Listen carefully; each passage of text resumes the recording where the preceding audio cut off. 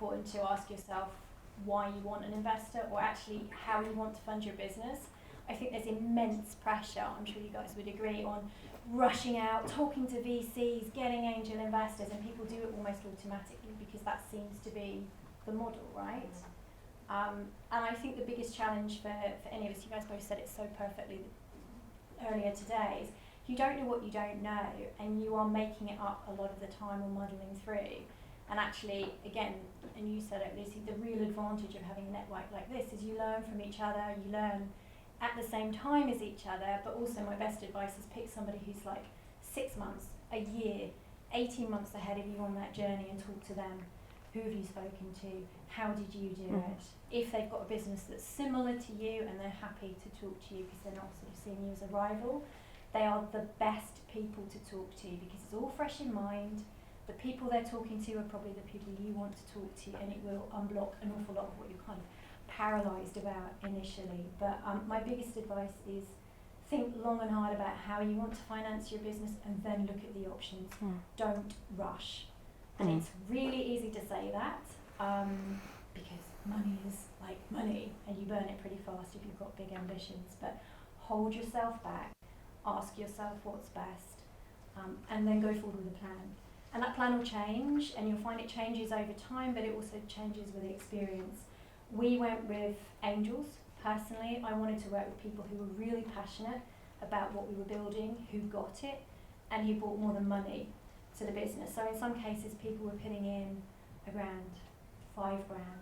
That to me, even then, was a lot of money. That to them was a huge amount of money, but you know what, they also brought so much more value than going out and trying to find somebody who'd write you a cheque for £1 million, which very few people do initially.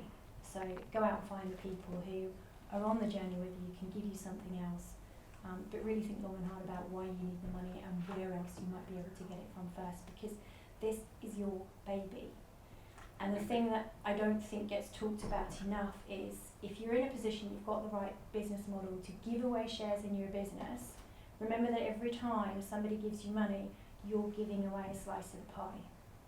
And that's okay in the beginning because you've got a lot of pie to share and you need the money.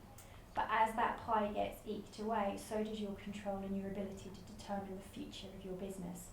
And a lot of people give away a lot of chunks of pie really early on and then decide 3-4 years later, I want to do this, or I want to change, or I want to do this, and then they haven't got the control to be able to make the decisions that they want.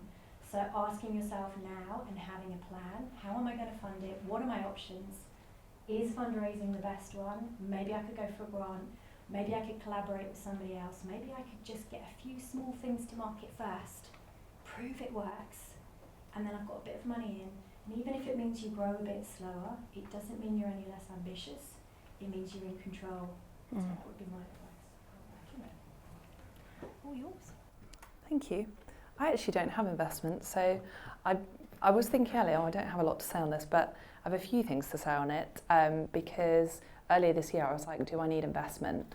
I've got a lot of insulated wine bottles in a warehouse somewhere and I need more. And for me, it's about thinking, as a marketeer, I think of ways that I can make more money, make more sales, etc., etc.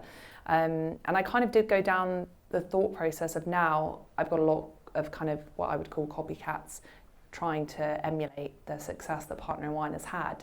And so I'm developing new products that I like to think no one else has seen before. And I'm pretty sure that's true. But you know, now we're going through the sampling process and I'm kind of like, well, how am I going to afford the stock?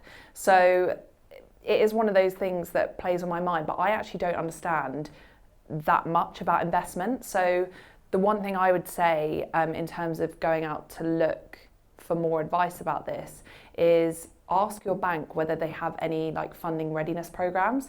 I know that NatWest have one, Barclays have one, which is I think currently going on at the moment. There's an intake for spring next year, which I may potentially do. I'm not 100% sure yet, but it helps you to understand what the different options are that are available to you, and I think also allows you to network with those people that could potentially help you to get that investment that you need, and maybe just to understand if you do want to take it or you don't.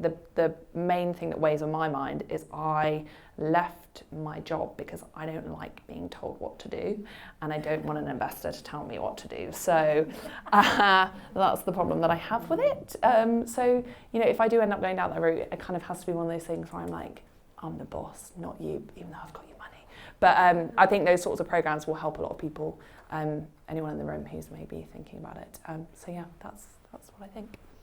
I'm excited to hear what you say. I think you ladies have summed it up brilliantly. Just two things from me. One is definitely educate yourself. Do you need investment? Like Merlie just said, should you actually look at all of the different options? Yes, how do I need to fund my business? But maybe ask yourself the question, do I even need funding? Am I actually looking for a mentor? Do I need guidance? Do I need support? And that way, maybe you should be looking for a mentorship or a business guidance or whatever it is. And there's lots out there, but there's so many options with both. There's options with investment where you can get funding, and there's options with mentorships that will actually support and guide you through that process. And it might be someone that you even know already. It might be someone that is actually just 6 months, 12 months into the same journey that you are, that can just give you that lending help. And if you want both, great. Look for an investor that has relevant skills and experience in the industry that you're looking at.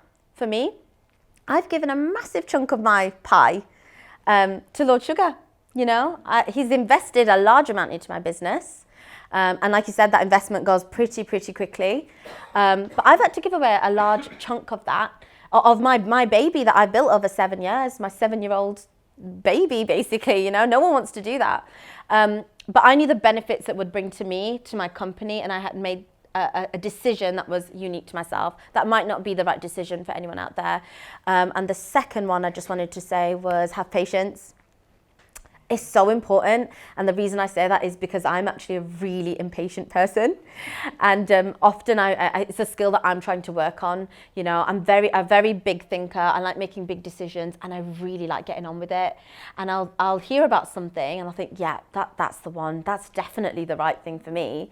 And actually, for just taking a step back and just allowed myself that time and the advantage of just touching on the other options and giving it the benefit of the doubt, often my mind switches. So it's something I'm getting better at as well, which is having patience.